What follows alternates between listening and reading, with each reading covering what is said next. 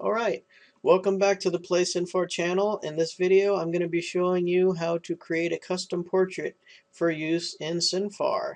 And in order to do that, let's start off by hunting down a picture that we like. I'm still playing as Gat, in case you're wondering, and what I'm going to do is just see what's available as far as Gat images are concerned, just to see what's out there. So I'm going to do an image search here on Google, put in Gat. This looks like a nice picture for Gat here, so I'm going to first I'm going to open the link so I get a bigger one. Then I'm going to save this image as Gat, the way it's written there on my desktop.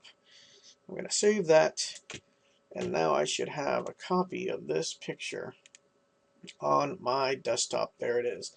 The next thing I'm going to want to do is I'm going to want to go into Neverwinter Nights like this, pick properties, open file location, and that will take me into the Neverwinter Nights directory where I can grab some reference portraits here. As you can see, portraits are made up of 5 files because there's 5 different sizes that Neverwinter Night uses. It labels each size with H, I, M, S, and T. I'm not sure if that's an I or an L. Either way, I'm sure you'll be able to work it out.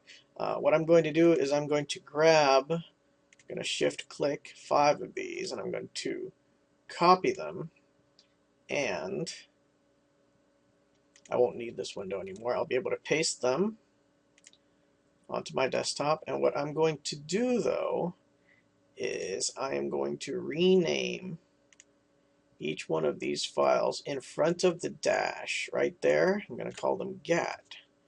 So each one's going to be renamed. It's important that you do it in front of that underscore, actually. That way, there won't be any configuration problems with the way Neverwinter Nights recognizes your portraits. So as you can see, you go through each one, and you just rename them like I'm doing here. Don't rename anything behind the underscore, because if you do that, you're gonna mess it up. And you want your portraits to work. So, okay, now I've got 3 GAT files, and each one will correspond to a different size, but I can't really see or do anything with these yet until I open up Photoshop. I'm gonna pop it open real quick and pull it in from a side window here, which you guys don't see. Now, I've got Photoshop open, and what I'm going to do is I'm going to minimize it a little bit, and I'm going to make it a little smaller so I could pull these over to the side. Now, I can bring my first GAT image in. Not all of them, just want to work on one at a time here. Okay, see, now this is the size of the image, and what I'm going to do is I'm going to take my preferred GAT image, which is hidden back here, and this looks like a pretty big size, so I'm going to pull my GAT cat in there, and what I'm going to do is I'm going to stick him in so that he is all in there. Remember, there's a black section down here that Neverwinter Nights uses for something else, so we'll see if that gets cut off or not, but I want to get as much of my GAT cat in this picture as possible. So if you're not familiar with Photoshop, there's a whole bunch of tutorials online, and so that'd be my best bet, is to do that. Now you're probably wondering, no, he's gonna get his paws cut off with the black spot. We'll see. I like to fill it up all the way in case more than that is used in the image. Alright, so that's my GAT. I am going to delete the layer that's underneath so that this is the primary layer. I am going to save this right on top of the other GAT H. So I want this to be saved as a TGA.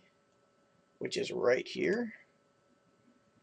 And I want it to be on the desktop, so it'll save right over it. Boom. Boom. Okay. Now that TGA, since it got saved over, it popped over here, but now we got them. I got my first size done. All right. Now what I can do is I could close this one. Saved. I don't need it. Say no. And I'm going to open the next one here. Drop it in. See, this one's a little smaller. Grab my cat again, and I shall repeat this process. All right. I'm going to delete my background. You may not need to delete the background. It might automatically flatten it, but for safety's sake, we're going to do it like that. I'm going to save this again. File, save. I want this to be saved as the TGA, which is also known as a Targa here in Photoshop. And I just click save. It'll replace it, yes. Hit OK. That one's going to pop away. I am going to close this one. Changes, no, don't need to. Saved it already. Throw this gat in now. See, another smaller. As the pictures get smaller, I like to try and resize my images a little better. So I'm going to grab my cat again. And there, you don't have to use the same picture either, like I'm doing. You could actually use different versions of the same picture if you have those. But if not, you just keep using the same photo like I am. Now, because this picture is so small, I'm going to be focusing it more on the cat's face here. So let me get more cat face in the image. Squeeze it down some. Just a hair. There we go. Now I got lots of cat in there. Double click. Come on. Alright. Now I'm going to save this one. Save. And I'm going to pick Targa again, because this will save it as the TGA, the format which Neverwinter Nights can recognize. I'm going to pick save. Saving it to the desktop so it covers that other TGA file. Alright. Now we got 2 left to do, and we want to cram as much cat face as we can into the remaining 2 photographs. So I'm going to get rid of that. See, you can see this is a pretty tedious process. If you get the hang of it, you don't need to watch the whole video. Just go ahead and start working on your own portrait.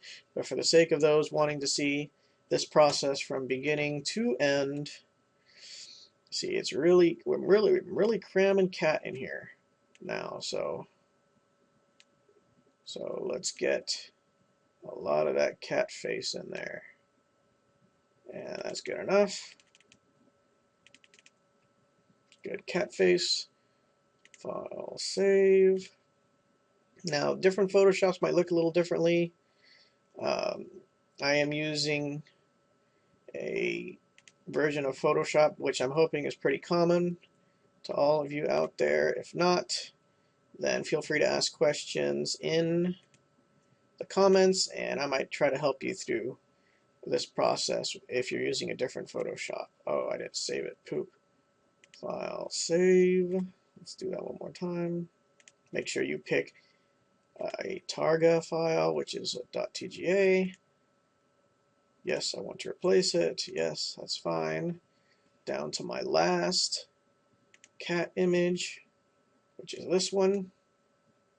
And that's very small. Those are the icons used in the chat dialogue of Neverwinter Nights.